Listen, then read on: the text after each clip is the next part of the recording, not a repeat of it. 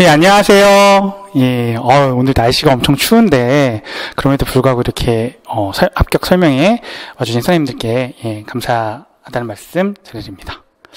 예, 저, 처음 보시죠? 네, 그러실 거예요. 제 이름, 혹시 아시나요? 네, 물론 아시겠지만, 제 이름은, 예, 오상준 강사입니다. 근데 이 학원계에서 이렇게 학원 선생님들 얘기할 때 또 실명을 또 거론하는 게 좀 부담스러울 수 있잖아요. 그래서 이 초성을 쓰기도 하는데 제 초성이 이응, 시옷, 지으시죠? 떠오르시는 분 있나요? 네. 보통 이응 시옷 지읒 하면 보통 여러 그런 또 온라인 커뮤니티나 이런데 이응 시옷 지읒 하면 떠오르시는 분이 있으실 텐데, 예, 저랑 이제 초성이 같죠. 근데 앞으로는 이응 시옷 지읒 하면 저를 가리키거나 혹은 옆에 이렇게 이런 표시가 될 수 있도록, 예, 노력하겠습니다. 한글 초성으로는 이렇게 되고요. 제가 한자를 잘 모르는데 한자로는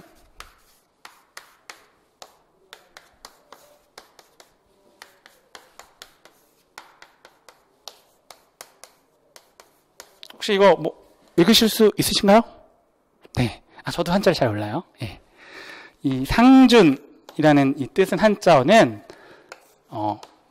높을상, 준마준, 달릴준, 이런 의미 있는데, 합쳐서 해석을 하면, 뛰어난 말이라는 뜻이거든요. 그래서 이제 제 얼굴을 보시면, 말 닮았습니다. 네. 그만큼 이제 에너지가 넘치고, 또 재미있게 여러분과 함께 수업을, 예, 하고 싶습니다. 예. 그래서 오늘 합격 설명인데, 그러면 오늘 합격 설명에서, 제가 여러 선생님들에게 말씀드릴 사항은, 그럼 우리가 이제 보건 임용고사를 보기 위해서, 이제 이 학원에 오셨고, 그러면 이 보건 임용고사란 무엇인가에 대해서, 이미 잘 알고 계신 선생님들도 계시지만, 간단하게 설명을 하고요. 그리고 많은 합격 설명회 때마다, 다양한 내용들을 말씀하시지만, 사실 시험에서 중요한 게 뭘까요? 여러 가지 요소들이 있겠죠. 학교 시험 여러분 대비할 땐 학교 선생님이나 교수님의 성향을 또 분석하고 그러잖아요. 그래서 출제위원이 누구이냐, 어떤 프로시저로 출제가 되느냐에 대해서 오늘 좀 중점적으로 얘기할 거고, 그리고 시험은 누가 보느냐. 앞서 얘기하면 누가 보겠어요? 제가 보나요? 아니죠. 네. 여러 선생님들께서 보시죠. 제가 봐줄 수 있는 건 아니잖아요. 예. 그 점에 대해서 얘기하고, 학습 전략, 그리고 연간 강의 계획에 대해서 말씀드리겠습니다. 자, 그럼 우리가 흔히 보건 임용고사 혹은 임용고시 이렇게 얘기를 하잖아요. 정식 명칭은 공립 중등학교 교사, 보건사서, 영양 전문 상담, 특수 중등교사, 임용후보자, 선정경쟁시험. 예. 포인트는 뭐다? 임용후보자, 선정경쟁시험이에요. 예. 그래서, 올해 본 시험은 2019. 왜 2019일까요? 2018년도에 보는데. 네. 2019년도에 임용될 선생님들 뽑기 위한 시험이기 때문에 2019로 되는 거죠. 수능도 비슷한 거죠. 예. 그래서 19 수능 이렇게 되잖아요. 19학번들을 뽑기 위한. 네. 그래서 법적 양칭 임용시험이 될 수 있고요. 통칭으로는 임용고사, 임용고시인데 사실은 고시라는 얘기는 우리 관료를 뽑는 시험이고 흔히 사법고시, 행정고시 그러면 높은 직위에 시험이 붙기 어려운 시험이잖아요. 그래서 정식 명칭은 아니지만 임용고시. 왜냐면 예전보다 점점 더 어려워지니까 임용고시라는 얘기를 하지만 또 농담으로 이런 얘기를 하죠. 예, 사법고시는 사법고시가 아니라 사법시험이고 임용고사는 임용고사가 아니라 임용고시다. 이런 얘기도 하죠. 네, 그만큼 많이 어려워졌다는 거예요. 사실 임용고사가 어떻게 해서 생겨났는지 아세요? 예전에는 일단 그 선생님이 될 대학을 나온 사람들이 굉장히 적었어요. 그래서 국립대학을 나오면, 국립사대를 나오면 그냥 의무 발령이 되던 시절이 있었어요. 오히려 국립사대를 나왔는데 그때 이제 사대생들한테 이제 사도장학금이라고 또 장학금 나가는 게 있는데, 그 사도장학금을 받으면서 국립대를 졸업했어. 근데 학교 선생님 생활을 안 한다, 교사 생활을 안 한다, 그러면 그 사도장학금을 뭐 토해내는 뭐 그런 시기도 있었죠. 그만큼 그러다가 국공립대 사범대를 나온 사람들은 다 무조건 임용이 되고, 나머지 그 사립 사범대나 교직이수한 사람들은 또 시험을 봐야 되니까 억울하겠죠. 그래서 90년도에 모 사립대학 그 사범대학생이 헌법소원을 겁니다. 그래서 헌법 이거는 국립사대에만 우선적으로 이렇게 발령을 내는 건 위헌이다, 이게 판정이 돼서 임용고사가 시작됐죠. 그래서 국공립 선생님들, 교사를 뽑기 위해서 임용고사가 시작됐고, 그 사립학교 같은 경우는 이제 그 임용권자가 재단 이상장이에요. 그래서 사립은 자체 전형으로 했다가 뭐 뉴스에도 가끔 나오지만 여러 가지 이제 말들이 많이 나왔죠. 어떤 채용에 대한 투명성 문제 때문에 1차 시험을 이제 그 임용고사를 보도록 이렇게 위탁을 하는 거죠. 그래서 보통 뭐 3배에서 7배수.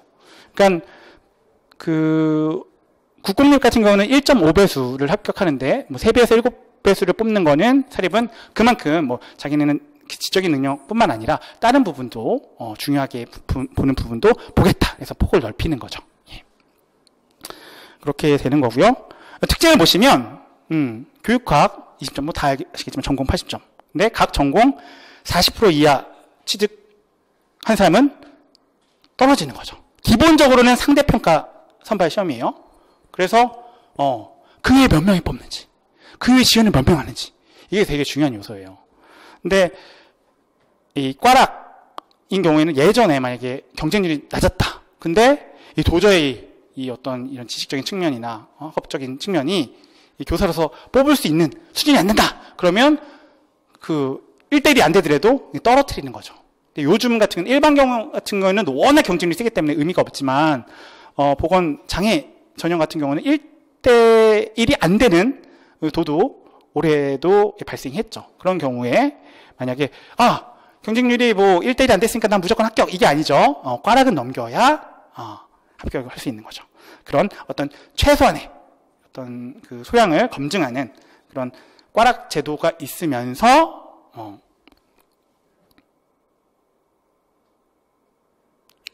핵심은 상대평가다라는 걸 알아두시고요.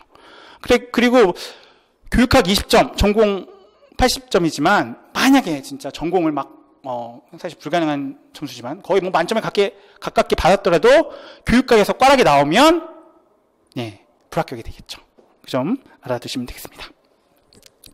자, 그래서 시험 구성 보시면 1차 시험 총 100점이죠. 그래서 교육학 20점.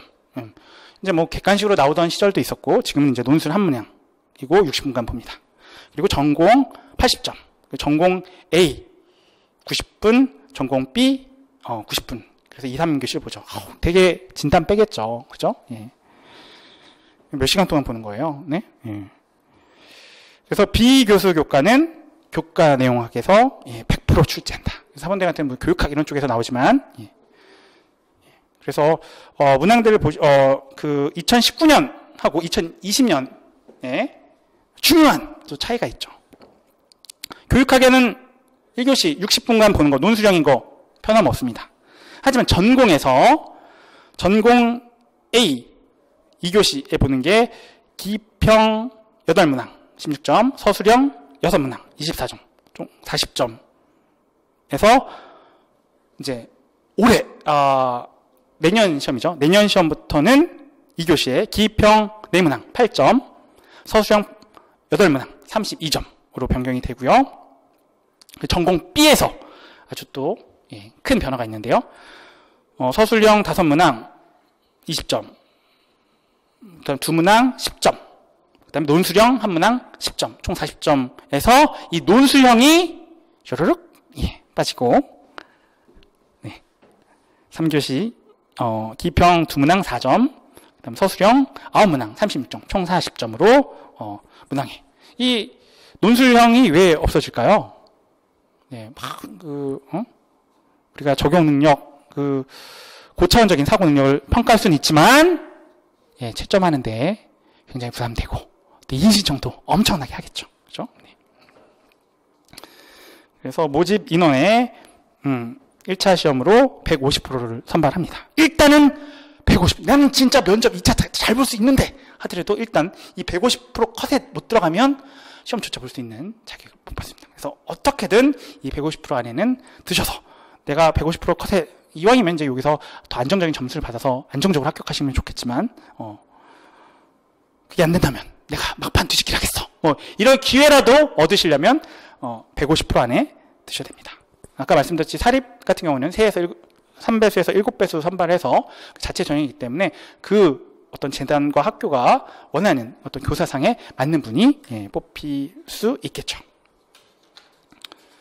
자, 다음 2차 시험을 보시면 총 100점인데요. 교과 복원은 비교수 교과, 물론 복원 과목이 있지만 일단 비교수 교과로 구분이 돼서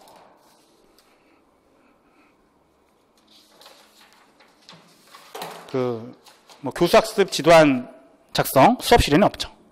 그럼 뭐만 있다? 예, 교직적성 심층 면접만 100점이 들어갑니다. 그러니까 이게 굉장히 막판 뒤집기 하기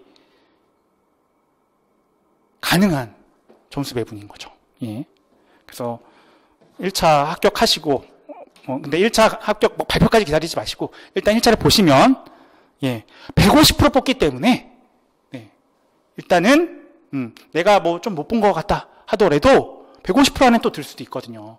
생각보다 사람들이 그게 잘 못 볼 수도 있어요. 내가 생각하는 것보다. 그렇기 때문에 무조건 2차 준비를 하시는 게 필요하다.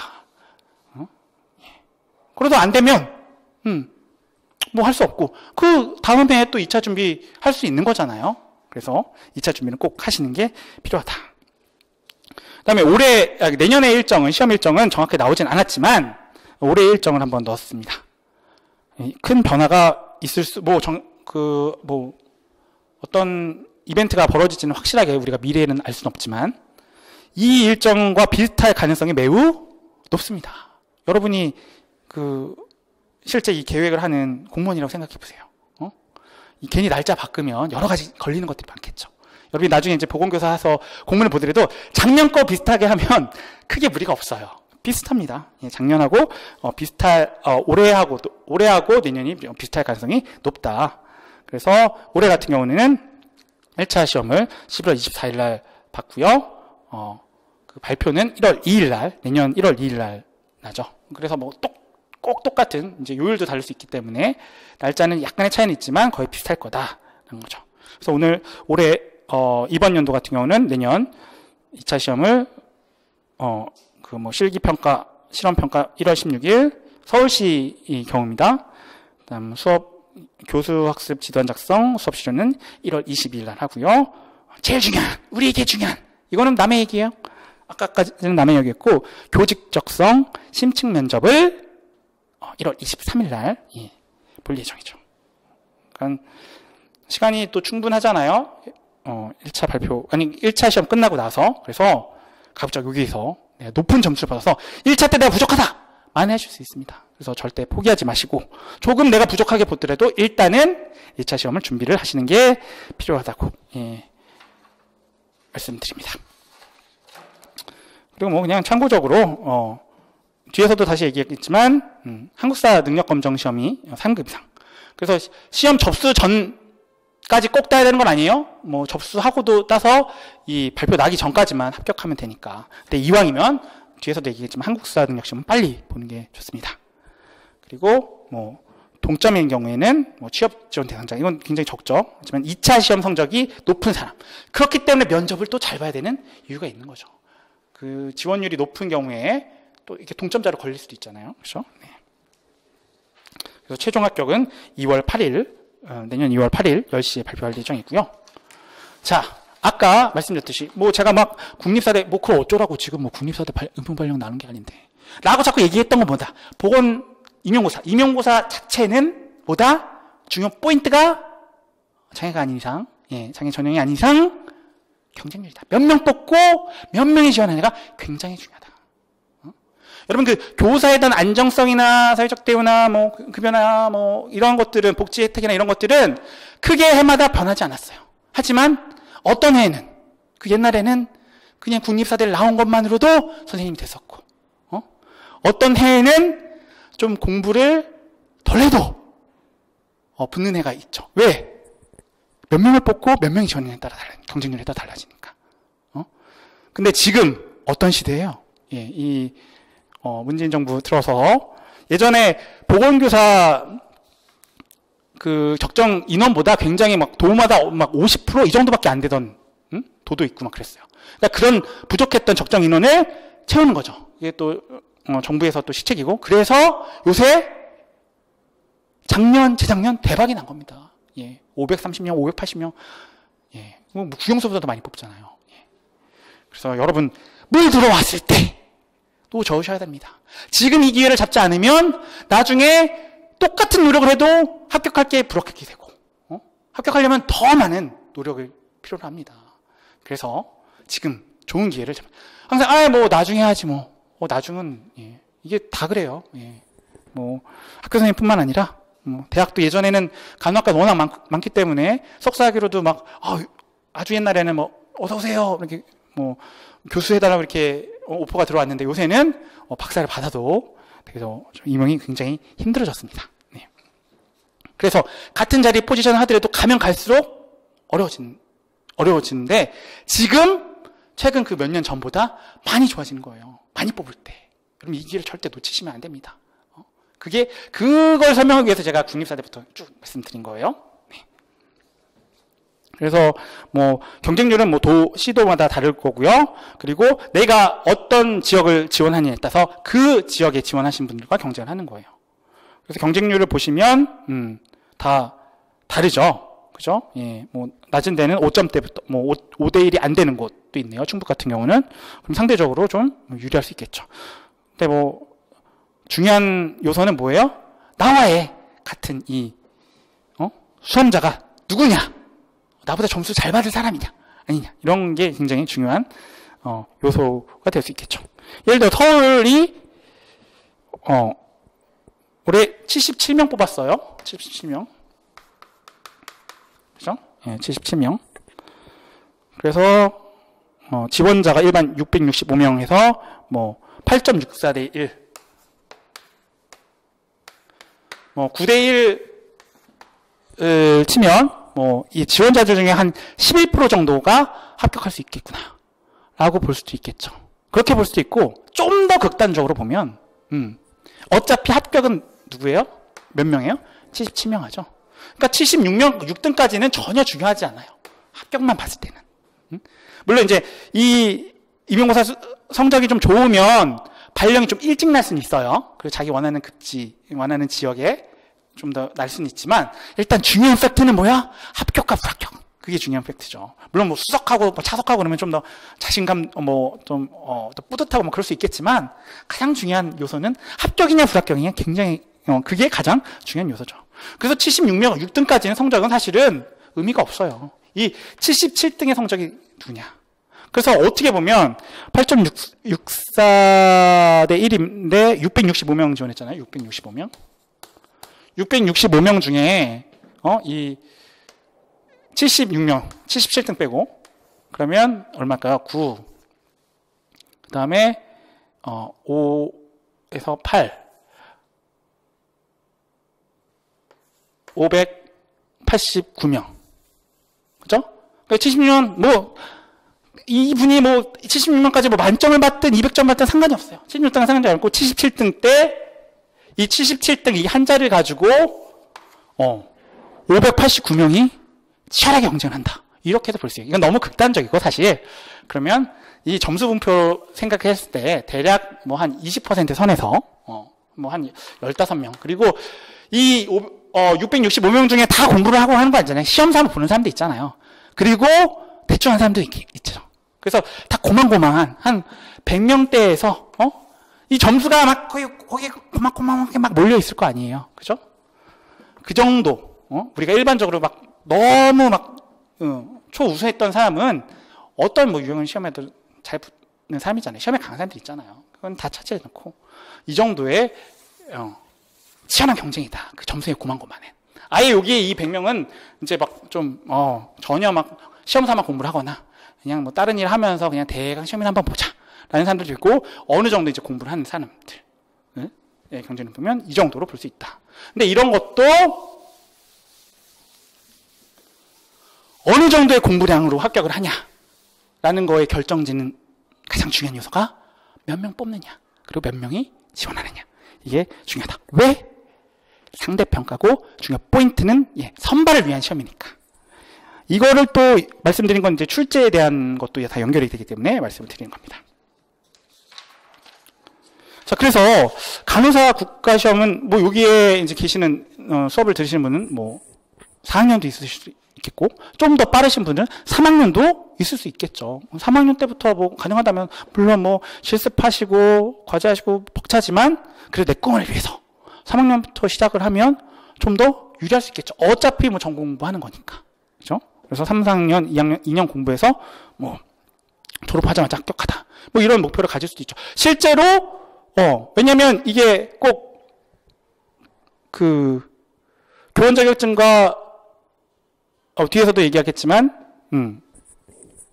교원 자격증이 꼭 필요한 건 아니죠. 졸업 예정자도 시험에 볼 수 있는 자격이 생기니까 그래서 한 2년 정도 준비하고 물론 이제 임상을 안 하고 보건교사를 하는 거에 대한 뭐 단점도 있지만 일단 내가 하고 싶은 거 그래서 임상을 하다가 다시 오면 또 훨씬 더 오래 걸릴 수 있기 때문에 내가 꼭 보건교사가 되겠다 싶으면 3학년 때부터 준비하는 것도 뭐 좋은 전략이 될 수 있습니다.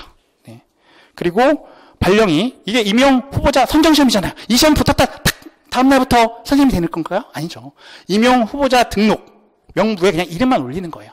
그래서 그 발령이 뭐 바로 될지 6개월이 더 걸릴지 1년이 걸릴지 모르거든요. 그럼 1년 뭐 발령 대기가 되면 그 사이에 또 임상도 잠깐 하고 그러시면 되잖아요. 옵션들은 굉장히 많습니다. 네. 그래서 학부생 때 미리미리 그리고 한 년에 여러분 갈수록 머리를 쓰는 게 달라져요. 그 누구나 다 공감하는 내용이에요. 그래서 학부생 때부터 머리 푹 돌아갈 때 집중해서 이왕 또 학교에서 공부까지 다 시켜주잖아요. 예? 전공, 돈 안 내도 시험도 봐야 되고 얼마나 좋아요. 예. 그래서 학부생 때 하는 것도 되게 중요하다. 그래서 올해 그 학원계에서도 예측 못했던 그 자살이론, 듀르케임, 그 자살이론도 사실 제가 여담이지만 강의를 나간 학교에 이걸 뭐 어떻게 내냐, 이걸 어떻게 맞히냐고 내냐라는 게 사실은 대세예요. 근데 제가 그 강의를 했던 과목에 작년 그 PPT를 딱 보니까 그 듀르케임 그 내용이 나와 있더라고요. 그래서 메인 서브젝트 정신간호학 과목은 아니었고, 이걸 뭐 과목명을 얘기하기는 전에 전선의 정신 관련 그 과목이었는데 그 듀르케임 그 PPT가 나왔더라고요. 그러니까 그걸 보고 시험 준비했던 학생은 맞을 수가 있는 거예요. 예. 그죠? 예. 그래서 학부생이 결코 불리한 게 아니라 오히려 훨씬 더 유리할 수 있다라는 거 꼭 알아주세요. 예. 이게 1년만으로 어려울 수 있는 시험이에요. 물론 이왕 이제 올인하고 이런 사람들은 당연히 1년 안에 붙도록 최대한 노력을 다해야겠죠. 하지만 3학년 때부터 준비하는 게 아주 좋은 전략이다라는 거 꼭 챙겨 드시고요. 그래서 국가 오시는 모두 여러 선생님들이 뭐 학부생 선생님들은 아직 학교를 다니시는 학부생 선생님들은 아직 안 보셨겠지만 이왕 이제 여기 오신 분들은 또 대부분 졸업하신 분들이고 국시를 보셨잖아요. 그래서 그러면 공통점은 간호학을 바탕으로 출제되는 건 맞아요. 그러나 이제 보건 임용사는 교사로서의 어떤 그런 역량을 평가하는 그런 시험이죠. 그래서 간호사 국가고시는 객관식이고요. 보건임용고사는 주관식이죠. 뭐 좀 더 우리가 구체적으로 얘기하면 기평, 서술형이고요. 근데 간호사 국가고시는 통상 합격률이 90%, 95%잖아요. 절대평가고 꽝만 안 되면 되는 거죠. 그러니까 이거 포인트는 뭐예요? 니네 국가시험 하니까 공부 좀 해. 간호사로서. 그리고 아주 얘는 정말 임상에 나가서는 사람을 죽일 것 같다. 라는 사람만 조금씩 걸르는 거죠. 그죠? 예. 그러나 임용고사는, 그 수많은 지원자들 중에 열의에 넘치는 사람들. 그리고 예전에는 4년제 간호학과 나오면 양호교사 자격증 다 줬어요. 그랬다가, 교원 자격증 이제 간호학과의 정원의 30%. 그래서 요새는 10%밖에 안 주죠. 심지어는 이 간호학과에 아예 교직이수 과정이 없는 학교들도 있습니다. 그러니까 그 치열한 고등학교 같은 그런 내신 관리 속에서, 피 터지게 싸워서 교원 자격증을 따신 거잖아요. 그런 열의가 넘치는 어떤 경쟁자들 속에서, 이 소수의 인원이 합격하는 거죠. 뭐 2대1 이런 시험은 아니죠. 그럼에도 불구하고 다른 공무원 시험이나 다른 과목에 비해서는 굉장히 지금 경쟁률이 낮다고 볼 수 있습니다. 여러분이 얘기하지만 물 들어왔을 때 놓으셔야 됩니다. 네, 놓으셔야 되고요. 자, 그 다음에 이제 국가고시 같은 경우는 세부 과목별로 배점이 딱 명확하게 정해져 있죠. 뭐 성인 70점, 아동정신, 여성, 지역사회, 간호관리학 35점. 딱 그 문항 점수가 딱 기본 간호 30점, 법규 20점. 이게 딱 칼같이 돼서 칼같이 객관식으로 나오죠. 하지만 세부 보건임용고사 같은 경우는 세부 과목별로 배점 비율이 해마다 같을까요, 다를까요? 다릅니다. 상이합니다. 그래서 이거 그래서 올해는 정신간호가 막 24%가 나왔고요. 올해는 성인간호가 33%가 크게 의미가 없습니다. 통쳐서, 이 5과목에서 거의 20%씩 나와요. 라는 것도 틀린 말이 아니고, 또 어떤 선생님이 이렇게 얘기할 수도 있겠죠. 지역사회랑 성인에서 한 50% 나오고, 나머지 과목에서 50% 나와요. 그래봤자, 세 과목 50% 나눠봤자 17%인데, 20%나 17%나 비슷비슷하죠. 하지만, 중요한 건, 대략적이지만 해마다 그 비율, 문항 비율이나 점수가 달라질 수 있다. 심하게. 기본적으로 교과 내용에서 내면 되니까. 그래서 올해 2019년 같은 경우는 정신간호학이 보통 5개면 우리가 앞에서 22문항이죠. 그러면 5과목이면 한 4문항, 5문항 정도 나와야 되는데 올해는 몇 문항이 나왔죠? 2문항밖에 안 나왔어요. 하지만 논술 10점짜리가 들어와서 점수는 14점이라서 문항수에 비해서는 그래도 점수는 좀 더 많지만 2문항. 그러니까 22문항 중에 2문항이면 10%밖에 안 나온 거잖아. 이런. 응?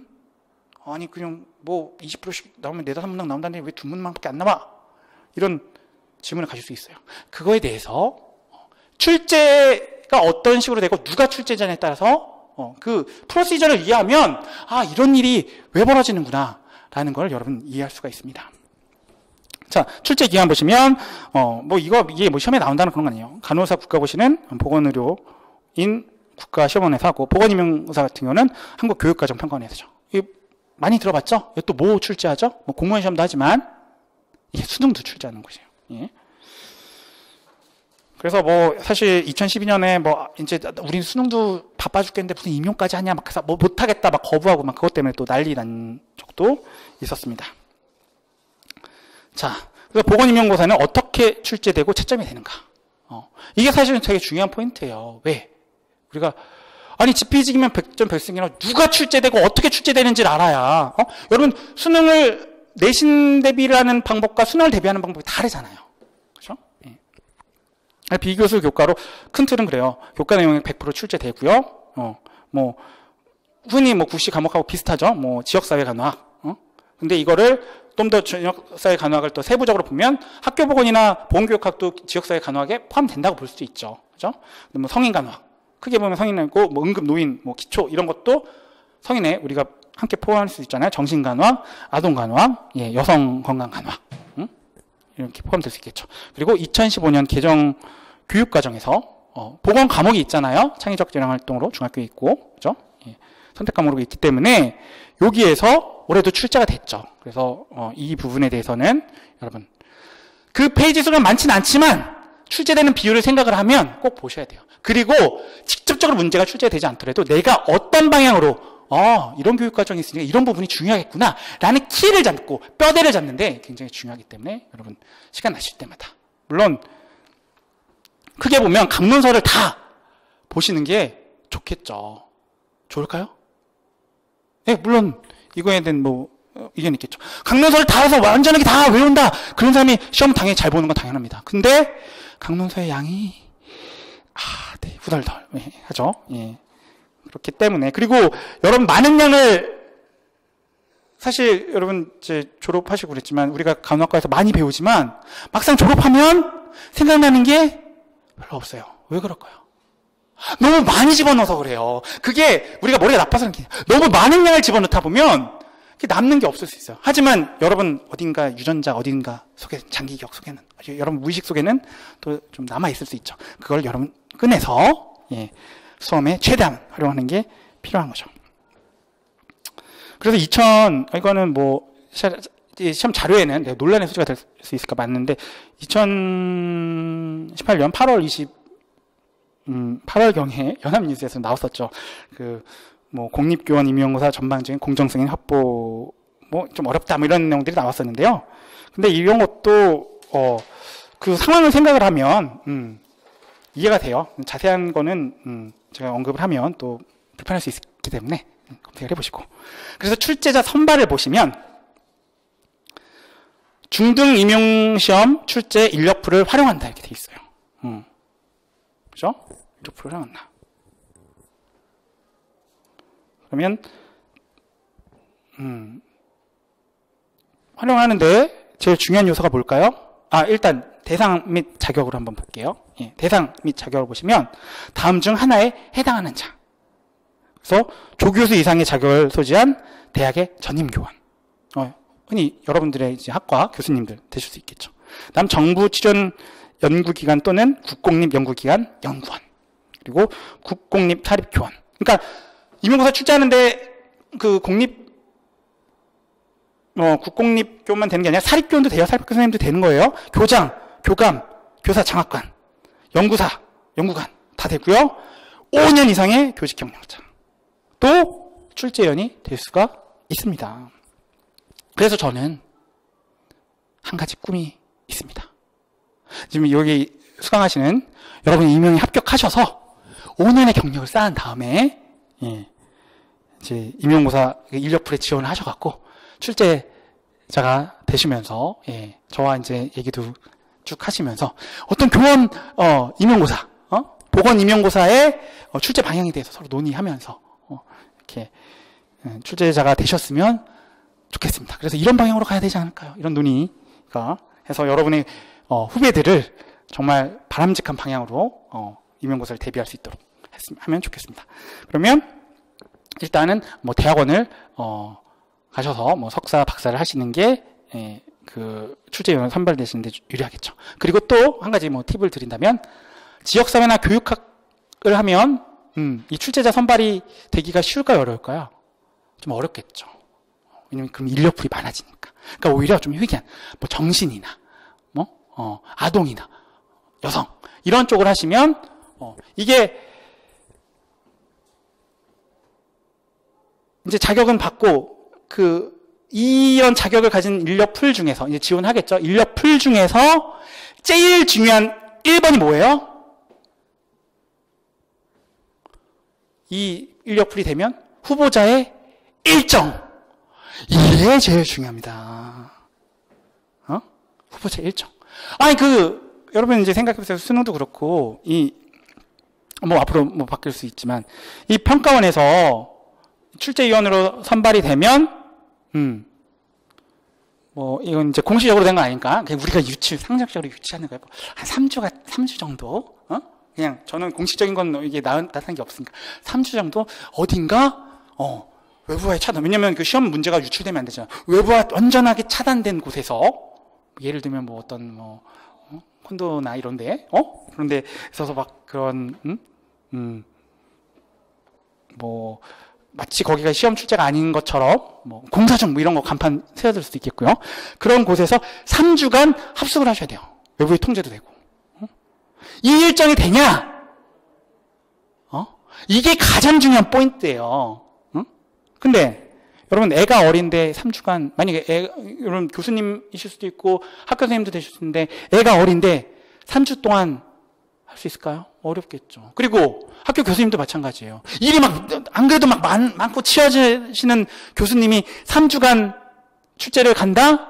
이게 쉬울까요? 어려울까요? 어렵습니다.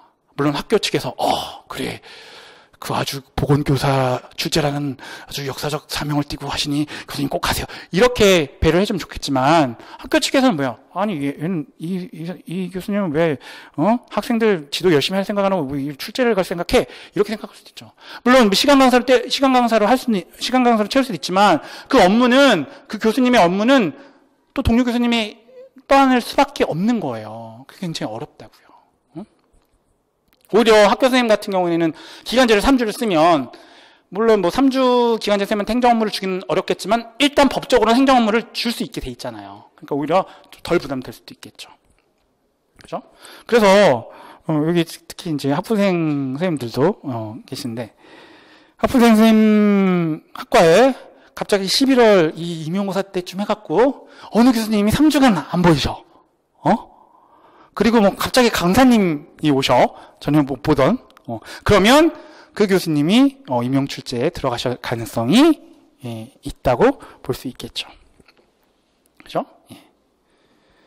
그래서, 그 핵심 포인트는 뭐냐?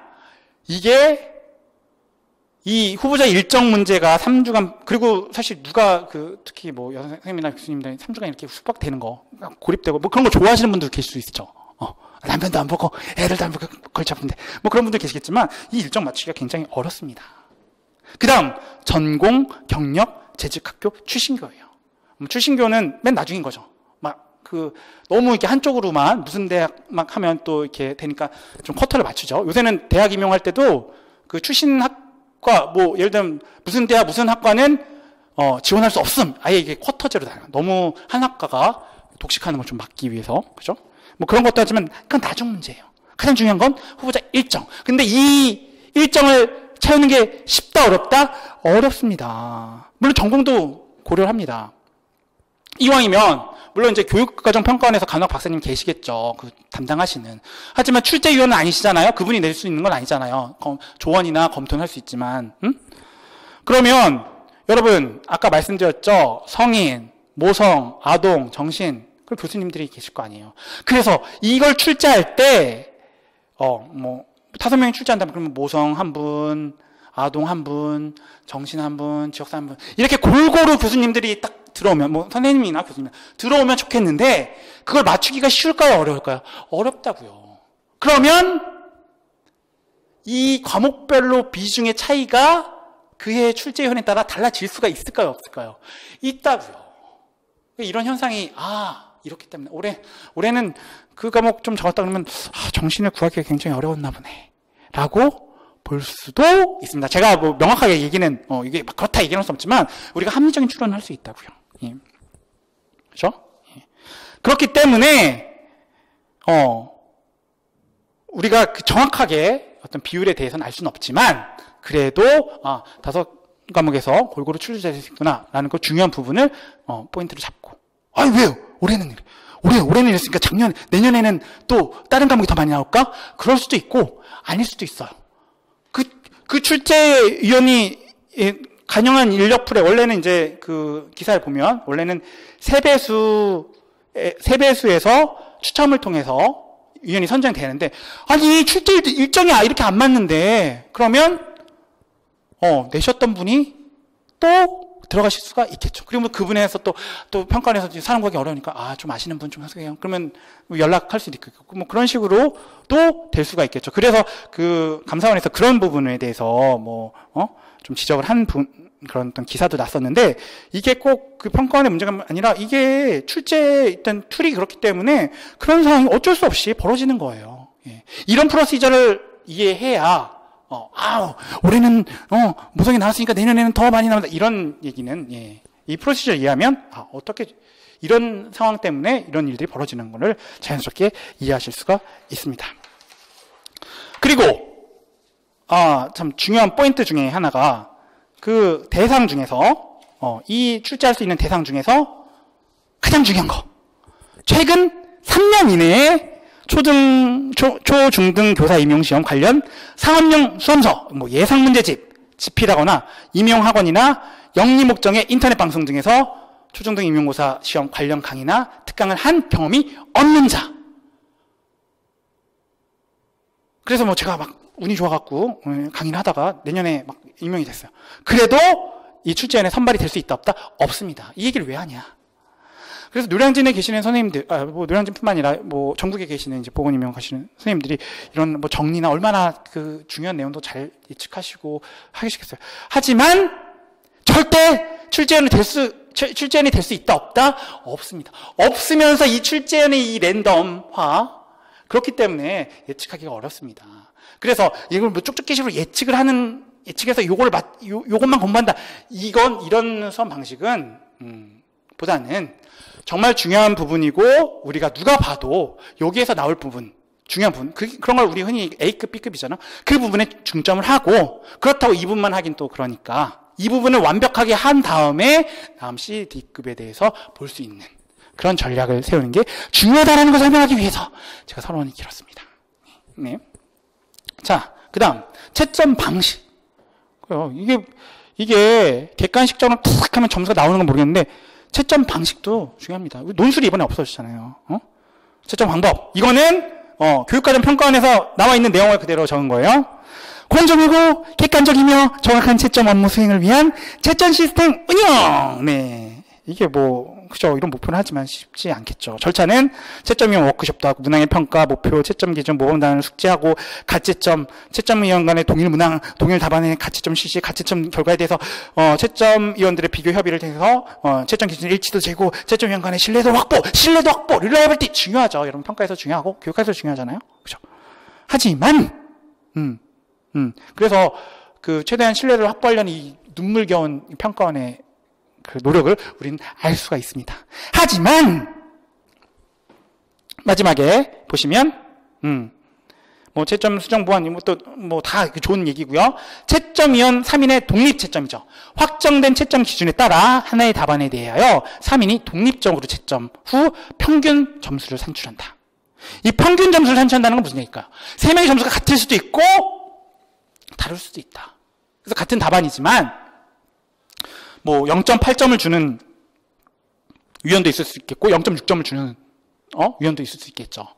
그렇기 때문에 여러분이 최선을 다해서 써면 이거는 2명의 채점위원한테는 좋은 점수를 똑같은 점수지만 한 명한테는 좀 더 높은 점수를 받을 수 있다. 그래서 최선을 다해서 써라 라는 내용을 얘기하고 싶어서 이 내용을 냈고요. 그다음 그리고 이 모범 답안과 채점 기준은 비공개입니다. 이 비공개에 대한 또 이 교육과정 평가원의 공식적인 입장이에요. 예. 그래서 서술형, 논술형과 같은 주관식 답안에는 정답이라고 하지 않고 모범 답안이라는 표현을 사용합니다. 그것이 모범 답안 외에도 타당한 유사 답안이 매우 많을 수 있기 때문입니다. 그래서 만약 모범 답안을 공개하게 되면 그 외 유사 답안을 작성한 응시자는 모두 이의를 제기해서 타당성 여부, 논란 및 심사 등으로 인해서 임용 시험 선발 시는 막 되게 복잡하겠죠. 점수가 더 왔다 갔다 하면은. 그죠? 그래서 관리하기가 어렵기 때문에 그건 이해는 하지만 이제 시험 보는 사람 입장에서 0.1점, 0.2점, 1점으로 갈리는 사람에서 얼마나 억울하겠어요. 그럼 평가원의 입장은 채점 기준에는 유사 답안이 포함되어 있고, 그러니까 모범 답안만 된다고 딱 되는 게 아니에요. 그게 타당하면 모범 답안뿐만 아니라 유사 답안에도 점수가 될 수 있다. 그래서 우리가 선생님들 얘기할 때 요게 대세야 라는 답안, 혹은 또 문항에 대해서는 컨트로버셜한 부분도 있죠. 이게 맞다, 저게 맞다. 근데 들어보면 타당한 부분이에요. 그러면 그게 다 맞게 해주거나, 일정 답안에 대해서는 부분 점수 주거나 이렇게 할 수 있겠죠. 그래서 올해 같은 경우에는 정신에서, 그죠? 예. 이게 착각이냐, 환청이냐, 이걸로 좀 의견이 분분한데, 사실은, 둘 다 이제 의견을 들어보면 타당해요. 예. 어쨌든, 그래서 모범 답안은 있지만, 모범 답안만의 점수를 획득하는 건 아니다. 유사 답안으로도 우리가 점수, 논리적으로 판단. 그러니까 출제자는 의도하지 않았지만 논리적으로 유사 답안이 생길 수가 있어요. 그렇기 때문에 우리 최선을 다하고, 그리고 이건 답이 아니라고 고민했는데 유사 답안으로 점수를 받을 수 있죠. 그렇기 때문에 1차 시험이 끝나도 이거는 틀렸다고 우리가 대부분 생각하는 것도 부분 점수를 받을 수 있기 때문에 2차 시험 준비를 해야 된다라는 것을 또 얘기한 겁니다. 예, 150%를 뽑잖아요. 그렇죠? 자, 그다음. 그래서 일단 쓸 수 있는 만큼 최대한 쓰는 게 중요합니다. 단 제시하는 답의 수를 정한 경우 뭐 2가지만 쓰시오 그러면 막 3가지부터 채점 안 하니까 그거는 맞춰주셔야 돼요. 하지만 나 몰라 이거 뭐 점수도 안 맞고 고난을 설레 이렇게 하시면 안 된다는 거죠. 부분 점수도 받는 게 굉장히 중요합니다. 온점으로 받는 사람이 문제에 따라서 없을 수도 있어요. 그 0.1점, 0.2점 차이가 여러분 합격 당락을 결정할 수 있죠. 왜? 그 점수 때문에 막 몰려 있을 수 있기 때문에. 다 고만고만합니다, 여러분. 응? 얼마나 다 물론 뭐 그 비정상인 범주의 사람들은 어디서나 있어요. 그런 사람들은 그래요, 수석하세요 이렇게 보내주시고 우리끼리 정말 노력을 했을 때 정상적인 범주에 들어갔을 때. 왜냐면 이게 아까 그 프로시저 했듯이 꼭 공부량이 많다고 해서 붙냐. 그리고 또 공부량도 사실 학습자마다 달라요. 내가 2시간 만에 이해하는 사람도 있고 10시간이 돼도 이해를 잘 못하는 사람도 있잖아요. 그죠? 이게 너무 그런 어떤 변인들이 많기 때문에. 응? 그죠? 예. 일단 최선을 다해서 쓰고. 그 다음에, 세 번째. 보건 임용고사는 누가 보는 시험인가? 아까도, 살짝 얘기했지만, 예. 보건 양호교사 1, 2급 자격증 소지자. 그리고 아까도 얘기했듯이 2020년 2월. 그러니까 앞으로 4학년도 볼 수 있습니다. 그래서 이왕, 내가 당장 뭐 아니더라도 시험이나 삼아 한번 보다 하다가 내가 국시 준비도 열심히 하고 학교 내신도 좋아. 그럼 될 수도 있죠. 주류캠 이런 거 막 맞출 수도 있어요. 예. 예? 그죠? 예. 자, 그 다음, 한국사 능력시험 3급 이상 합격자. 이거는 필수 관문이죠. 그래서 제가, 2019년, 시험 일정을 가장 빠른 거. 이건 빨리 따셔야지 나중에 따셔도 뭐 어려움이 없을 수도 있어요. 근데, 괜히 신경 쓰여서 나머지, 과목에 문제 될 수 있기 때문에 최대한 일찍 따세요. 그래서 최근, 가장 지금으로부터 빠른 시험일은 1월 26일입니다. 접수 기간이 언제냐 이거 중요하죠. 예? 12월 25일부터 예, 지금부터 접수 받네요. 1월 3일까지입니다. 이거 놓치지 마시고 예. EBS 또 무료 강의 괜찮아요. 예, EBS 중하게. 네, 그래서 저도 초성 썼어요. 치읓, 티귿, 시옷 이거 뭐 큰별쌤 이렇게 얘기하는데 제가 뭐 이걸 뭐 얘기하기는 꼭 1분 무료 강의 듣고 뭐 저는 이제 개인적으로 뭐 거기 그 홈페이지 가면 기출문제 다 보실 수 있고요. 아니면 뭐 시정 수험서 하나 사서 저는 개인적으로 한 3일 정도 빡시게 하면 뭐 3급 정도야 될 수 있다고 생각하는데 또 그렇게 얘기했다가 또 뭐 떨어지면 원서는 살 수 있으니까 느긋하게 한 1, 2주 정도 무료 강의 보시고 문제 좀 풀어보시면 합격할 수 있는데 나중에 이거 가면 부담되니까 지금 바로 등록하세요. 예, 오늘 등록하세요. 네. 1월 3일 되기 전에 안 되면 이게 안 된다. 지금 이걸 늦게 보셔도 늦게 하셨다 그러면 다음 회의 때는 꼭 시험 보세요. 그 다음, 오늘 가장 중요한, 예. 누가 시험을 보느냐? 예. 바로 여기 계신 여러분, 선생님이시죠. 예. 이거 하니까 막 임재범 노래도 생각나고 그러는데, 예. 네, 아까도 살짝 얘기했지만, 수험자의 학습 능력, 여태까지 학습됐느냐, 앞으로 가용한 시간은 수험생마다 천차만별인 게 현실이에요. 물론 이제 올인해서 막 하루에 17시간씩 공부하시면 좋습니다. 근데 수험생의 사정상 나는 지금 뭐 육아도 해야 되고 직장도 내가 지금 꼭 다녀야 하는 상황이고 그러면 어떻게 해요? 내가 가용한 시간에서 최대한 노력을 하는 거죠. 꼭 내가 뭐 하루에 10몇 시간씩 공부하는 사람과 같이 경쟁했는데 대여섯 시간 한다고 직장 퇴근해서 3, 4시간 한다고 꼭 떨어지냐? 이것도 아니에요. 아까 말씀드렸잖아요. 여태까지 학습한 양도 다르고 학습 능력도 다르기 때문에 포기하지 않으시고 끝까지 가시면 누구나 어느 정도 합격의 비율은 생긴다. 다만 열심히 하고 덜 열심히 하고 운에 따라서 그런 어떤 합격 가능성이 또 달라질 수는 있지만 중요한 건 내가 현재 중요한 건 저잖아요. 저 말고 지금 이제 선생님이 보시는 거잖아요. 선생님이 가용 시간과 가용 상황에서 최대한 그래서 뭐 이런 얘기하면 좀 그럴 수 있지만 물론 학원 선생님도 어떻게 강의를 하냐 나한테 잘 코드가 맞아서 저 선생님이 얘기하는 게 좀 재밌어 이런 거 되게 중요해요. 어차피 중요한 거는 A 선생님 강의하고 B 선생님 안 할까요? 아니에요. 중요한 건 다 똑같이 강의합니다. 기출문제 다 중요한 것은 세상에 다 하는 건데요.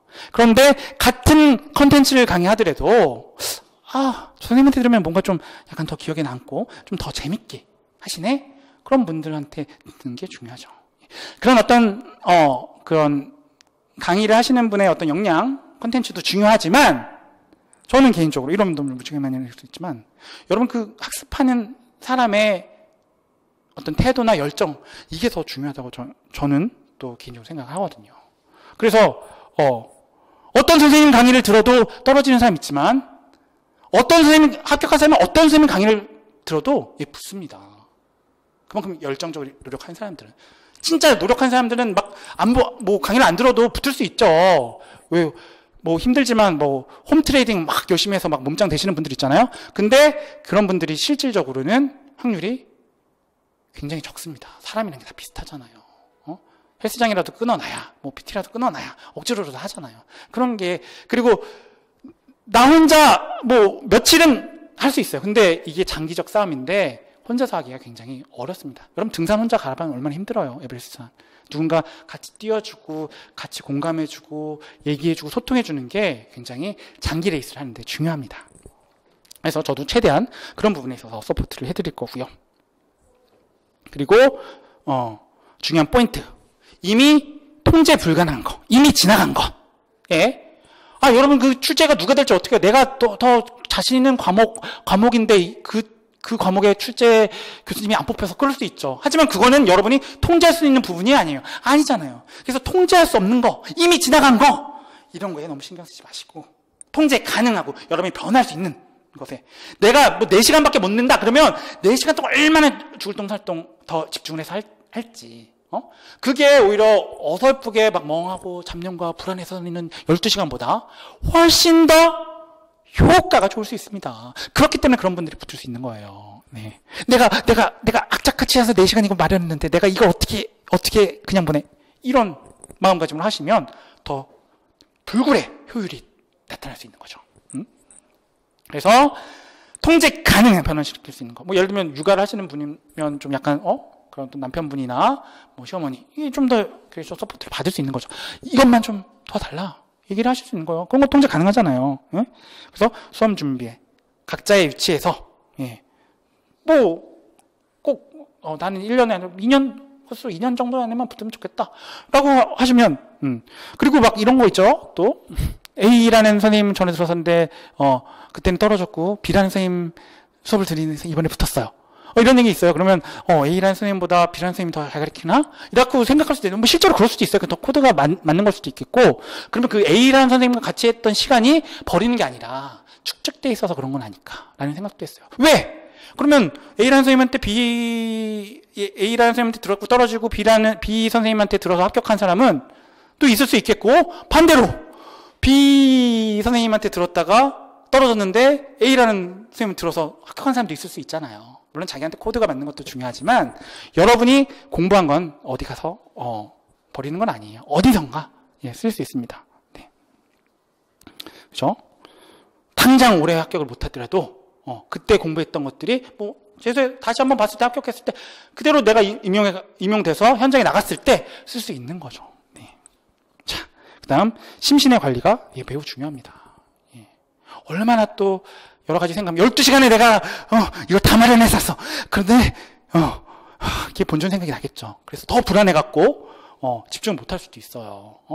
그런데 12시간에 하루를 그냥 보내서 내가 그 12시간을 어떻게 마련한 건데 그 시간을 못해 라고 하면 더 불안할 수 있겠죠. 그렇기 때문에 마음의 컨트롤 되게 중요하고요. 그래서 제가 수업 커리큘럼을 정신에 먼저 뒀어요. 이 정신을 둔 이유는 여러분이 수험생활 했을 때 여러분이 아무리 간호사고 정신간호를 배웠어도 그런 불안한 마음이나 이런 것들이 생길 수가 있어요. 그런 것들 자신의 셀프케어를 하기 위해서 제가 정신간호 측면에 대해서 학습 효율도 높이고 그렇기 위해서 제가 정신간호를 커리큘럼에 맨 먼저 놨어요. 이거는 우리 수험생 여러분 선생님의 그런 어떤 불안이나 스트레스나 이런 것들을 컨트롤해서 학습 효율을 극대화하기 위함이죠. 네. 그런 전략적인 커리큘럼이다 라고 보실 수 있겠고요. 네. 그 다음에 몸도 되게 중요하죠. 내가 아파 죽겠는데 뭐 지금 시험이 중요하겠어요. 몸이 일단 건강하시는 그런 마음의 병뿐만 아니라 몸도 튼튼해야죠. 그 다음에 시험 당일 정신만 차려도 맞출 수 있는 문제가 있을 수 있습니다. 예, 매번 나와요. 예를 들면 뭐 올해 2019년 뭐 제가 적지 않았지만 뭐 A형 12번 스와트 분석 이런 거 그냥 상식적으로 그냥 문항만 봐도 때려치울 수도 있어요. 그 다음 뭐 PPR에서 곱하기 했던 거 뭐 니은은 놓치더라도 그런 것들에서 이거 빵빵 1 0 곱해서 1 나오는 거 여기까지는 기억할 수 있거든요. 아무리 오히려 이런 것들이 긴장돼서 갑자기 생각이 안 나고 뭐였지 막 하면 못 풀 수 있지만 내가 시험장에서 긴장만 하지 않고 상식만 있으면 풀 수 있는 문제들이 항상 나올 수가 있다 이런 거죠. 물론 다 주관식이지만 몇 개 중에서 골라라. 뭐 4개 중에 예를 들면 당뇨 발 관리 문제에서 그런 거 나왔죠. 그럼 상식적으로 생각하면 쫀쫀하게 뭐 따뜻한 물, 미진한 물 이런 걸로 뭐 시험 문제 냈겠어요? 그죠? 거울로 안 보고 뭐 직접 보고 이런 걸로 냈겠어요? 그죠? 로션 바르면 그 당뇨 환자들 발에 곰팡이 생기니까 그런 것들 날 수 있겠죠. 정상적인 상식으로 생각하면 당연히 풀 수 있는 문제예요. 사실 이건 뭐 어떻게 보면 객관식의 변형이라고 볼 수도 있죠. 근데 마인드 컨트롤이 안 되고 그때 막 너무 막 지쳐있고 이러면 이런 문제조차도 틀릴 수가 있다. 근데 이런 문제가 틀리면 합격권에서 좀 멀어질 수 있는 거죠. 남들이 맞출 수 있는 문제는 꼭 맞춰줘야 되니까. 자, 다음으로는 수험 전략. 이거 교육학에서 보셨을 거예요. 러닝 피라미드. 그죠? 예. 그래서 렉처. 여러분 강의 제가 최대한 재밌게 하려고 하지만 기억에 남는 게 일반적으로. 뭐, 물론 사람마다 달라요. 막 내가 하루 만에 강의한 걸 막 50%, 90% 기억하시는 분도 있을 수 있겠죠. 아주 극소수. 정상 범죄 아니신 분들. 그죠? 예. 그런데 중요한 건 뭐예요? 뭐 리딩도 뭐 10%. 그다음 오디오 비주얼 하면 그냥 우리가 녹음해서 듣는 거 20%. 데몬스트레이션 30%. 그다음 그룹 디스커션. 여러분이 스터디할 이유죠. 50% 남고요. 프랙티스 바이 두잉. 해보는 거. 막 그 시린지를 뭐 깐다 인젝하는 뭐 방법 이런 거 아무리 해도 실제로 해보면 되잖아요. 75%. 그다음 가장 중요한 포인트. teaching others 90%예요. 그렇기 때문에 여러분들 그냥 어떤 그 컨텐츠에 대해서 여러분이 구조화되고 여러분이 가르칠 수가 있으면 그게 완벽하게 이해가 돼야지 가르칠 수 있거든요. 그리고 기억에도 많이 남아요. 그래서 여러분 뭐 남편분 혹은 뭐 남자친구분 계속 가르치도 되고 근데 이게 부담스럽다. 그러면 여러분 같이 수험생 분들이 서로 이 부분에 대해서 이제 가르치는 연습을 하시면 굉장히 학습 효과가 좋다. 그렇기 때문에 스터디를 활용하시는 게 좋다라는 말씀을 드리고 싶어서 여러분 다 아시는 내용이지만 그래서 실제로 합격하신 분들은 스터디 하시는 그 비율이 굉장히 높죠. 물론 난 태생적으로 그런 게 절대 싫어 그러신 분들은 또 다른 방안을 찾아보는 것도 필요하겠지만 일반적으로 그죠? 이런 뭐 티칭 아더스를 할 수 있는 어떤 지지 모임이 되고 내가 공부를 하기 싫을 때 서로 격려해 줄 수도 있고 이런 부분 그죠? 그 AA 모임, 알코올 중독자 모임도 좀 그런 류잖아요. 그죠? 서로 막 술이 막 마시고 싶을 때 전화해갖고, 그러지 말자. 그죠? 그래서, 도박 모임도 그런데, 그 도박 모임, 그건 뭐 나중에 이제 또 얘기를, 수업 시간 때, 하겠습니다. 그래서 포인트만 얘기하면, 사실은 도박 같은 경우는 되게 끊기가 어렵죠. 행위 중독인데, 정신에서. 그런데, 이 카운셀러들을 많이 양성해야 된다. 막 이런 의견이 있었어요. 왜 카운셀러들을 많이 양성해야 되냐? 카운셀러 양성하면은 그 카운셀러 상담을 해갖고 도박이 많이 줄어드냐? 아니에요. 그렇지 않아요. 이게 힘들어요. 하지만 카운셀러를 많이 양성해서 그 카운셀러들은 도박을 안 해요. 상담해 주더라고. 그죠? 그래서 여러분이 티칭을 많이 하면, 듣는 사람도 도움이 될 수 있겠고요. 여러분, 그 가르치는 것 자체, 그 행위 자체가 여러분 학습 기억력과 응용력 이런데 굉장히 도움이 될 수가 있습니다. 자, 출제 경영 보시면 블룸의 인지적 영역표, 뭐 교육학단인데 이걸 뭐 왜 갖다 놨어요? 그죠? 뭐 이걸 컨텐츠를 열는 아니라 이 점자 그 계속 해가 92년부터 나왔잖아요. 그 초창기 때는 뭐 지식 문제들 많았죠. 그러다가 중요한 포인트들은 중요한 컨텐츠들 여기서 낼 것들은 한정되어 있는데 그 컨텐츠 내용은 겹쳐도 되죠. 문제만 똑같지 않은데 기출문제와 똑같이 내지는 않죠. 그래서 컨텐츠는 뭐 예를 들면 뭐 지역사회 내에 뭐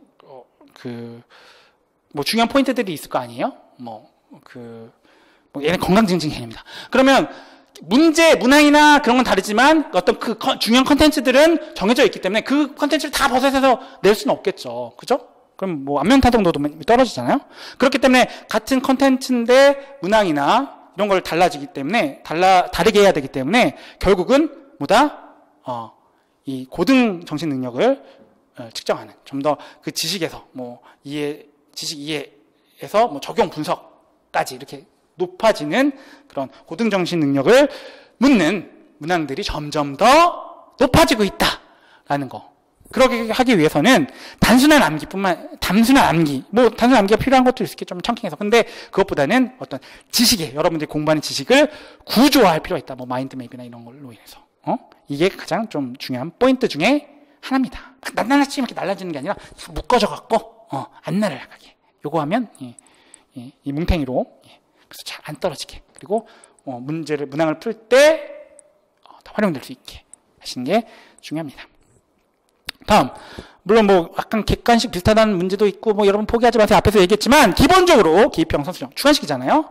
그래서 이해 가능한 인출을 반복 연습하는 게 굉장히 중요합니다. 교육학적인 것도 예전에는 이제 입력이 중요하죠. 아유 많이 보면 많이 읽고 많이 들으면 막 머릿속에 있어. 근데 그게 아니에요. 물론 뭐 많이 보고 이게 어떤 좋은 어떤 정보에 노출이 되면 자연스럽게 기억할 수 있는 부분도 있지만 이게 우리가 시험이 인출하는 시험, 쓰는 시험이잖아요. 그죠? 그렇기 때문에 내 쓰는 연습을 해줘야 돼요. 우리가 막 말하기, 막 영어 회화를 한다. 그러면 그 발화 연습을 많이 해야, 우리가 굿모닝은 발화 연습을 굿모닝 땡큐는 엄청 발화 연습을 많이 했기 때문에 굿모닝 땡큐는 다 할 줄 알아요. 그렇듯이 이 쓰는 연습을 많이 하셔야 돼요. 사실은 막 곰곰이 제한된 시간인데 막 곰곰이 생각하고 막 끌어내갖고 하면은 시간 너무 많이 들어요. 손이 쓸 줄 알아야 돼. 손이 막 문항이 나오면 그냥 손이 쑥 써지게 그런 어떤 인출, 이해 가능한 인출 연습을 반복하는 게 중요하다. 그래서 백지 연습, 혹은 뭐 스터디 카톡 이런 것들, 밴드, 스터디 뭐 전화 통화 이런 것도 인출하는 거죠. 뭐 읽기 듣기는 입력하는 거고. 인출은 뭐 말하기, 쓰기 이런 것들이 인출이잖아요. 연습을 많이 하셔야 된다. 이러면서 인출을 해야 내가 뭘 모르고 어떤 부분을 더 정리할지가 구멍이 빵빵 보여요.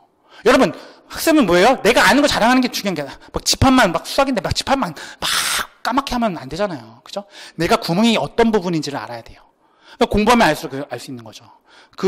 그리고 이런 그 백지에다 쓰면서 어떤 개념에 대해서 쓸 때 내가 이 부분이 생각이 안 나는구나. 그럼 이 부분을 구멍인 부분을 집중을 해야 여러분들이 그 임용고사라는 점수를 팍 던져줬을 때 자기의 그물에 싹 걸리게 할 수 있는 거예요. 예. 뭐 다 아시는 내용일 수도 있으나 또 처음 준비하시는 분들. 근데 강론서가 당연히 기본이겠죠. 그래서 대학에서 배우는 교재들. 근데 이걸 다 빠삭하게 알면은 당연히 뭐 시험이겠죠. 근데 이게 이제 물리적으로 너무나 힘들기 때문에 어떤 중요한 부분. 그래서 때로는 어떤 걸 버리냐, 어떤 걸 학습하냐도 중요하지만 어떤 걸 챙겨갈 거냐도 중요하지만 어떤 걸 버리느냐도 되게 중요한 부분인 거죠. 그거는 저와 함께 제가 도움을 드리도록 하겠습니다. 뭐 이건 뭐 3살짜리 누구나 알 수 있는 거죠. 기출문제, 어떤 시험이나 하죠. 기출문제의 중요성. 그죠? 기출문제는 그대로 출제되지 않지만 변형되어 반복적으로 출제될 수 있죠. 그다음 이게 출제되지 않더라도 모든 수험생들이 다 분석하고 열심히 암기하기 때문에 출제가 됐을 때 내가 못 맞히면 이 점수 손해를 메꾸기가 힘들어요. 어쩌다가 내가 막 진짜 아까 학부생 준비해서 듀르케임 그거 이론 맞췄어. 근데 중요한 거 틀리면 그냥 꽝이에요. 내가 중요한 포인트를 아는 상황에서 듀르케임 맞춰야 남보다 앞서 나갈 수 있는 거죠. 그렇죠? 네. 그래서 뭐 2019년 A형 7번 뭐 VDT 거의 그대로 기출됐죠. 틀린 사람 거의 없을 거예요. 뭐 A형 13번 전방 굴곡 검사 이런 것들 제가 두진 않았지만 여러분 이 얘기를 듣고 기출문제를 보시면 이해하실 수 있습니다. 일단 기타 참고 자료론 2015년 개정 교육과정 중고등 보건교과 그죠? 그래서 일단 보건교사가 알아야 할 내용이며 페이지 분량 대비 실제 문제 연결도가 높으면서 직접 출제도 됩니다. 올해 19년 전공 A 4번 문제. 예? 그죠? 강론서 페이지 막 두꺼운데 이거는 짧잖아요. 그래서 사실 비교수 교과라서 교과 내용 그러면 막 그 광활한 그 진짜 한 과목만 제대로 공부하기도 어려운 그 방망대에 무작정 막 그 공부하는 것보다 이런 게 연결돼서 보건교사로서는 성인의 이 파트가 더 중요했구나, 아동의 이 파트가 더 중요했구나, 이런 것들을 선별할 수 있던 그런 뼈대를 잡는데, 방향을 잡는데 중요한 포인트가 될 수 있다는 거죠. 그죠? 예. 일단 보건교사 연수교재 신규나 1급 정교사. 1급 정교사는 보통 3년 이상의 경력을 가신 분들이 이제 한 달 정도 연수를 해서 1급 정교사를 받을 수가 있죠. 그래서 이거는 제가 청구했는데 여기 적지는 않았어요. 근데 제가 이건 사실은 제가 이제 공식적으로 이렇게 기록에 남아서 이거를 내용을 그냥 본강의 때만 얘기할까 하다가 그래도 혹시 도움이 되실 수 그냥 그냥 정보 어떤 공유 차원에서 고민 많이 했어요. 이게 기록에 남는데 이걸 본강의 때만 살짝 얘기해 줘야 되는 거 아닐까 생각했었는데, 예. 제가 몇 년도라고는 이게 얘기를 하지 않았어요. 2000 땡땡년도. 그 1급 정교사 연수교재 보면 올해의 그 기출문제에서 예를 들면 A형 2번 테너의 성숙 단계 A형 2번 이게 거기 연수교재에 있는 슬라이드가 한 60여 개 정도 있는 슬라이드에서 나왔어요. 제목은 유방 남녀 생식기계 폐 블라블라블라. 예, 거기까지 제가 제목까지는 얘기 안 했고 요 슬라이드에서 66개 슬라이드에서 그럼 이 한 문제만 나왔냐? 아니에요.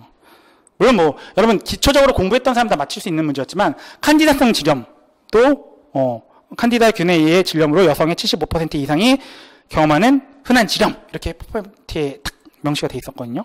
그죠? 첫 문장으로. 예. 그리고 A형 11번에 있는 니은도 척추 관련해서 그것도 거의 적중이 됐고요. 예. 그러니까 이 연수교재, 요새는 또 대놓고 다음은 연수교재의 발췌 내용이다. 그래서 참고를 할 필요가 있습니다. 근데 이게 공식적으로 이제 오픈된 소스가 아니기 때문에 더 자세한 내용은 이제 수업 시간 때 할 거고요. 네.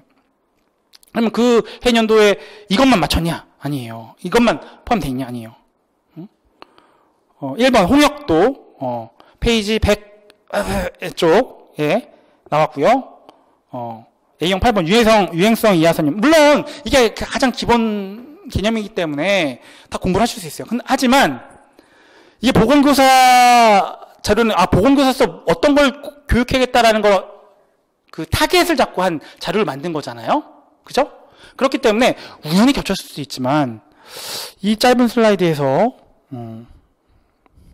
이 한 권에서 홍역, 물론 이게 꼭 요거를 출제위원이 참고해서 냈다라고 단정 짓기는 어렵죠. 단정 짓기 어렵지만 이게 어떤 일치도를 보면 분명히 그 출제위원들은 원하는 자료는 다 갖다 주실 거거든요. 그리고 또 중요한 포인트는 이거는 확실한 얘기는 아니지만 그 출제위원들이 그 노량진에 있는 그 모의고사 자료를 이건 확실한 얘기는 없지만 볼 수도 있겠죠. 예, 볼 수도 있겠죠. 물론 이제 그 출제가 끝난 다음에 출제 내는 거는 볼 수가 없겠지만 그 참고 자료로 본다는 얘기는 아니고 제가 그렇게 함부로 예민한 거니까 볼 수도 있겠죠. 그죠? 예. 그렇기 때문에 하지만 이 연수교재인 같은 경우에는 만약에 출제해서 하면 해도 일단은 해당 그 교수님이 간호학과 교수님이 걸르신 거 아니에요. 그렇기 때문에 어떤 교재에 대한 어떤 컨텐츠에 대한 내용도 좀 권위도 있고 그리고 연수교재이기 때문에 나중에 인용을 하더라도 좀 약간 깔끔하잖아요. 근데 막 노량진에 엄청 정리 잘 돼 있는 어떤 내용을 거의 유사하게 딱 냈어. 그러면 이건 심각한 문제가 될 수 있어요. 평가원에서는 당연히 약간 수능에서 사교육을 싫어하듯이 그런 관계인 거잖아요. 그죠? 그래서 그런 포인트들을 예. 그래서 왜 중요하다고 했는데 이번에 안 나왔지? 막 이러면 뭐 다음에도 나올 수 있는 거잖아요. 그죠? 예. 그런 사항들도 여러분이 아시면 결국은 제가 얘기하고자 하는 거는 너무 이렇게 막 쪽집게나 이런 거에 의존하지 마시고 정말 중요하다는 포인트 누가 봐도 이런 부분에서 이렇게 겹치고 내가 보험에서 중요하다라는 포인트들을 잡고 그분을 공부하시면 그 부분이 결국은 이런 연수교재하고도 겹쳐지니까 맞히는 거예요. 그러니까 꼭 연수교재 컨텐츠를 봐서 뭐 적은 그 페이지를 보고도 맞추시는 분들도 있겠지만 넓게 제대로 공부하시는 분들은 꼭 그 연수교재를 보지 않아도 다 맞출 수 있는 문제들이었어요. 네. 그렇다는 거. 하지만 학습량이 적은데 내가 짧게 본 게 나오면 기분이 좋겠죠. 예. 유아선염 A형 8번도 180 몇 쪽에 나왔었고 접종 전염 시기 침샘이 그대로 그 PPT에 있는 거 침샘이 커지기 전 1일, 2일 전부터 침샘이 모두 가라앉을 때까지 또는 증상 발현 후 9일까지 둘 중 한 가지만 만족하면 소실로 판단 이렇게까지 딱 명확하게 딱 나와 있어요. 그 몇 개 안 되는 그 슬라이드에 예. 그렇죠? 그래서 다시 얘기했지만 기초적인 공부를 충실히 하시는 분들은 다 맞출 수 있어요. 하지만 이 자료들을 또 분석을 하고 하면 내가 학습하는 자료 대비 그 습득하는 거 문제를 봤을 때 안면 타당도를 높일 수 있겠죠. 그렇죠? 네. 얘기했듯이 축제연도 활용할 수 있기 좋은 건데 이게 좀 너무 또 제가 얘기한 게 막 유명해져 갖고 다음부터 막 연수 교재에서 막 안 나오거나 뭐 이러지 않았으면 좋겠어요. 네, 네, 그렇습니다. 그래서 일단은 첨자기보다는 이제 보건교사의 업무와 직접적으로 관련이 많고 중요한 부분이니까라고 이렇게 보시면 되겠습니다. 꼭 올해 이렇게 많이 일치됐다고 내년에 일치되라는 법은 없는 거겠죠. 예. 그다음 시간이 오래 지났는데요. 학습 전략 보겠습니다. 자, 여러분께 퀴즈 나갑니다. 나는 보건임용 전공 꼭 만점 받겠어. 이거를 6글자로 표현하면 어떻게 될까요? 막 이런 얘기 하시죠, 막. 수험생도 그런 얘기 하고, 난 꼭 만점을 받을 거야. 아니면 선생님도, 그래, 내 수업을 들으면 만점을 받을 겁니다. 막 이런 자신감 있게. 물론 그런 패기와 그런 어떤 긍정적인 마음을 갖는 건 좋지만, 6글자로 표현하면 뭘까요? 예. 여러분 다 간호사시잖아요? 정신간호학과 배우시잖아요. 저 개인적으로, 이게 꼭 맞다는 거 아니고, 저는 개인적으로, 예, 비합리적 신념이라고 생각합니다.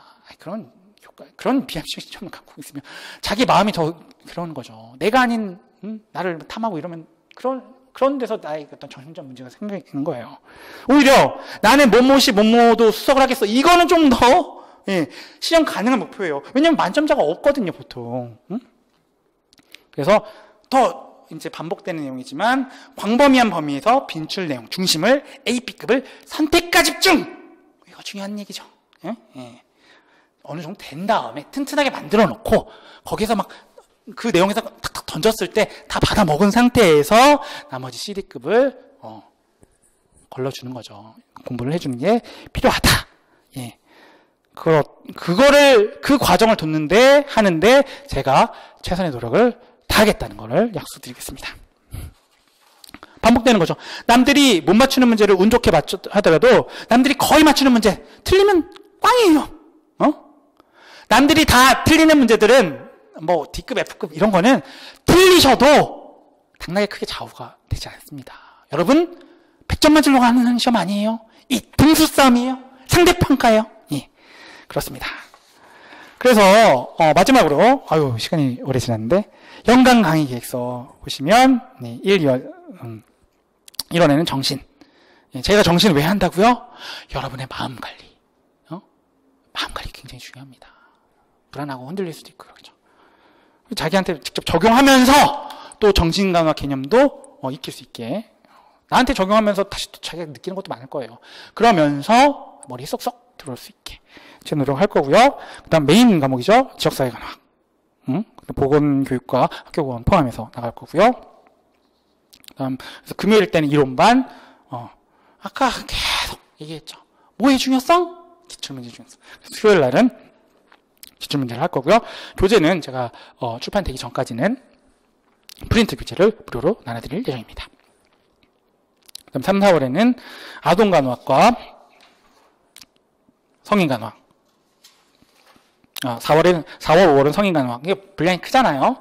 그래서 하고, 사실은 뭐 어떤 선생님에 따라서는, 뭐 성인과 아동을 뭐 묶는 선생님도 계시죠. 근데 일단 성인 파트. 근데 성인 파트에서 중요한 건 보험교사로서 또 중요한 부분이 좀 더 제한이 될 수 있겠죠. 하지만 너무 또 제한하면 뭐 또 짜투리 부분에서도 나올 수도 있지만 일단은 우리가 어떤 핵심 뼈대를 잡았을 때 걸리는 부분들 먼저 우선적으로 보고 그 부분 중점적으로 할 겁니다. 그 다음 6월에는 모성 간호학 인재 이론에서 이론 파트를 한번 돌고 기출문까지 다 돌면 그 다음에는 문제풀이 7월부터 9월까지 하고 마지막으로 10월 11월은 실전 모의고사. 그래서 8주까지 해서 8주 마지막에는 이제 시험 출제가 끝난 이후까지도 마지막으로 동영 실전 모의고사로 마무리를 할 예정입니다. 자, 오늘 추운데 여기까지 와주셔서 정말 감사하고요. 네. 그래서 여러분 그 쉽지 않은 길, 또 힘들고 어려운 길, 제가 든든하게 그리고 이왕이면 쉽고 재미있게 여러분 합격할 수 있도록 도와드리겠습니다. 감사합니다.